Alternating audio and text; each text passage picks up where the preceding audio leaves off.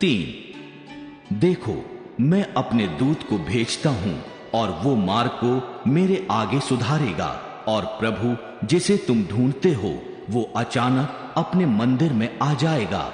हाँ, वाचा का वो दूत जिसे तुम चाहते हो, सुनो, वो आता है। सेनाओं के यहोवा का यही वचन है। परंतु उसके आने के दिन को कौन सह सकेगा, और जब वो दिखाई दे तब कौन खड़ा रह सकेगा? क्योंकि वो सुनार की आग और धोबी के साबुन के समान है। वो रूपे का ताने वाला और शुद्ध करने वाला बनेगा, और लेवियों को शुद्ध करेगा और उनको सोने रूपे के समान निर्मल करेगा। तब वे यहोवा की भेंट धर्म से चढ़ाएंगे। तब यहूदा और यरूशलेम की भेंट यहोवा को ऐसी भाएगी जैसी पहले के दिनों में और प्राचीन काल में भाती थी।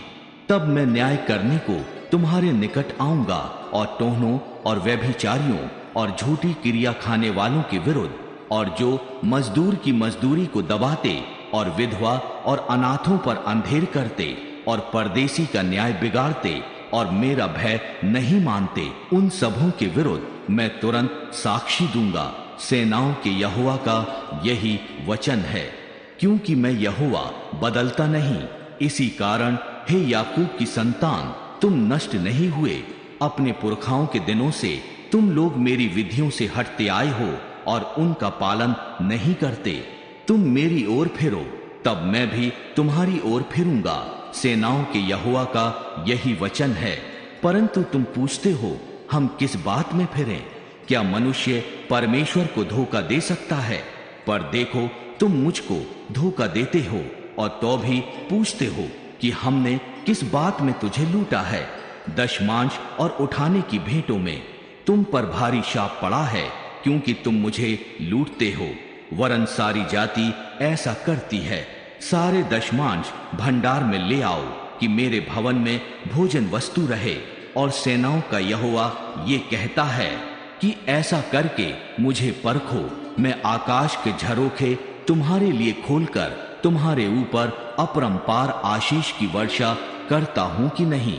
मैं तुम्हारे लिए नाश करने वालों को ऐसा घुड़कूंगा कि वो तुम्हारी भूमि की उपज नष्ट ना करेगा, और तुम्हारी दाखलताओं के फल कच्चे ना गिरेंगे। सेनाओं के यहोवा का यही वचन है।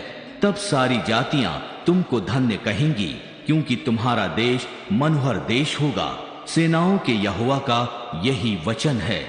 यहोवा ये कहता है, तुमने मेरे विरुद्ध ढिठाई की बातें कही हैं, परंतु तुम पूछते हो, हमने तेरे विरुद्ध क्या कहा है?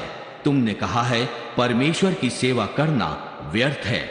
हमने जो उसके बताए हुए कामों को पूरा किया और सेनाओं के यहोवा के डर के मारे शोक का पहरावा पहने हुए चले हैं, इससे क्या लाभ हुआ?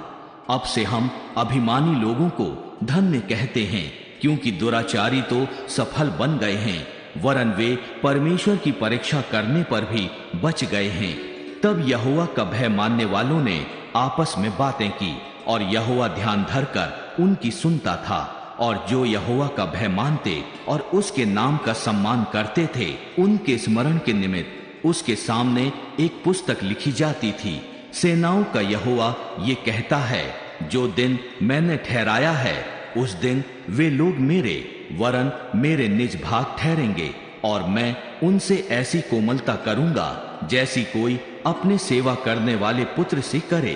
तब तुम फिरकर धर्मी और दुष्ट का भेद, अर्थात जो परमेश्वर की सेवा करता है और जो उसकी सेवा नहीं करता, उन दोनों का भेद पहचान सकोगे।